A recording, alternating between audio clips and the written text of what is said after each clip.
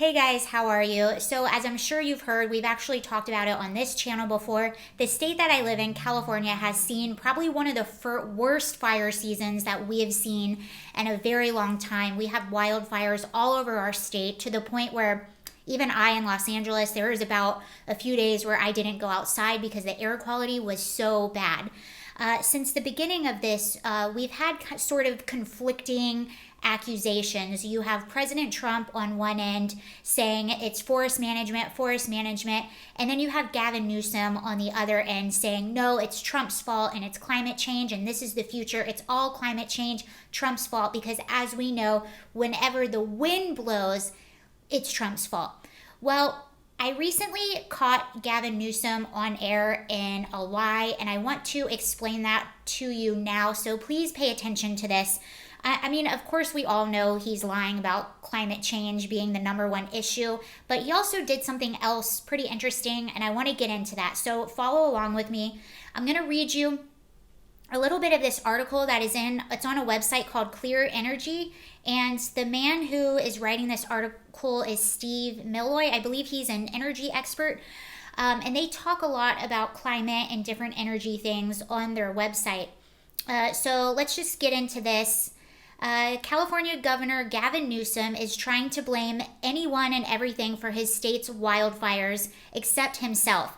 His Democratic Party and the radical green groups that have dictated the California agenda for the past 40 years.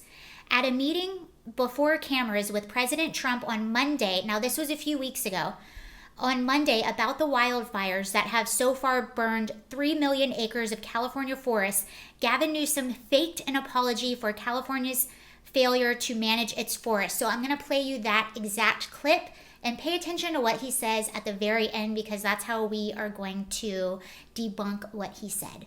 We can agree to disagree, and I appreciate your frame on the politics of this. But let me just acknowledge two things briefly, and I'll turn it back to you. There's no question when you look past this decade and looking past almost 1,000+ years that we have not done justice on our forest management. I don't think anyone disputes that. I want to acknowledge we have our U.S. Forest Representative here. The state of California, your administration just entered into a first-type commitment over the next 20 years to double our vegetation management and forest management. Right. I want to thank you for supporting that effort, funding that effort. We acknowledge our role and responsibility to do more in that space. But one thing is fundamental. 57% of the land in this state is federal forest land. 3% is California. So we really do need that support. Before he made that jab at the very end, I was already suspicious because this is just proof that he's been dishonest. He's barely touched on forest management this whole time until he was face to face with President Trump and had to admit it because he knows President Trump knows the truth, and so do all the people standing there. But even still, at least he admitted it and he's apologizing, but you hear that jab at the end in which he says the federal government is responsible for 57% of the land, of the forest land, and California is only responsible for 3% of that land. And I'll admit that actually sort of threw me through a loop until I read this article, and I found a few other ones that are actually explaining that further. Because it does. It sort of sounds like a gotcha, and it makes you think, okay, right, so the federal government is responsible, so why haven't we seen forest management? And we know that forest management is a problem because I'll show you right now. So this is an article that came out, Ground Zero for Dead Trees, How California Mega Drought Turned Creek Fire into Inferno. That came out in September. This actually came out in 2019, and this is Vox, and we know that Vox is a very left-leaning, biased, hate to say it, publication, and even they said California has 149 million dead trees ready to ignite like a matchbook. And then this came out in a website that is calfire.com, I believe. Dead trees are an extreme fire danger as they allow wildfires to spread more rapidly in these areas already dry, hot, and drought-stricken conditions. If you have dead or dying trees on your property, regardless of the cause, the entire tree needs to be removed to reduce wildfire risk. If there are bark beetle infested trees, they will die. Removing them early may prevent further infestation. So we know that forest management is a huge issue. And forest management is basically removing dead trees, logging, or having controlled burns, so that way you can have a smaller burn than if the wildfire were to ignite by itself. Also, humans are responsible for somewhere around 85 to 90 some odd percent of wildfires. And the biggest wildfire we had in California was our El Dorado fire, and that was because of a pyrotechnic device at a gender reveal party that went wrong. But let's talk about the best part of all of this. So I'm going to read you more of this article in which it talks about what Gavin Newsom said to Donald Trump in that statement that we just watched. So it says, other than the odd reference to the past 1,000 years, so far so good. But then Governor Newsom tried to pull a fast one on President Trump. Newsom continued, but one thing is fundamental. 57% of the land in this state is federal forest land. 3% is California. The other 40% is held by private landowners.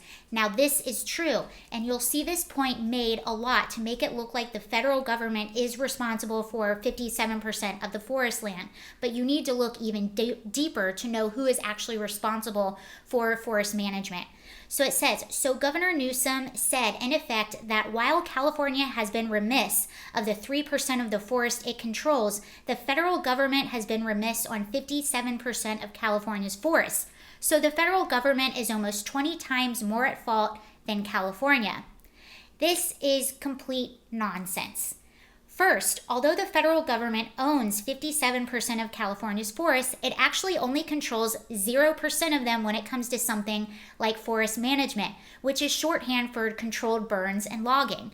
If the federal government wants to manage forests it owns, or approved to undertake virtually any other project involving public lands, it has to jump through various regulatory hurdles to do so. The most formidable and infamous is one being the National Environmental Policy Act.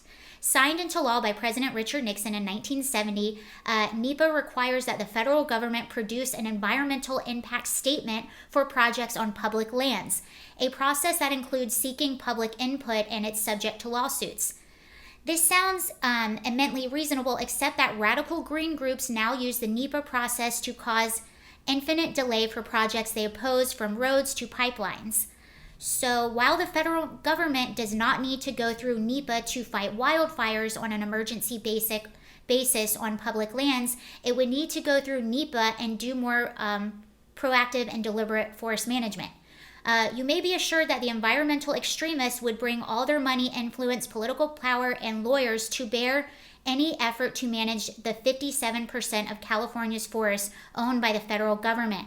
That would guarantee no forest management would occur anytime soon, and may not be on California's side. Okay, so at the very end it says, so who is Newsom kidding?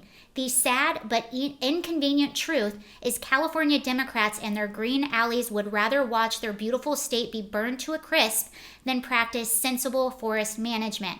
That is the insanity of politics based on the climate agenda. So let me know what you guys think about that. I found that very interesting. Have a nice day. Bye.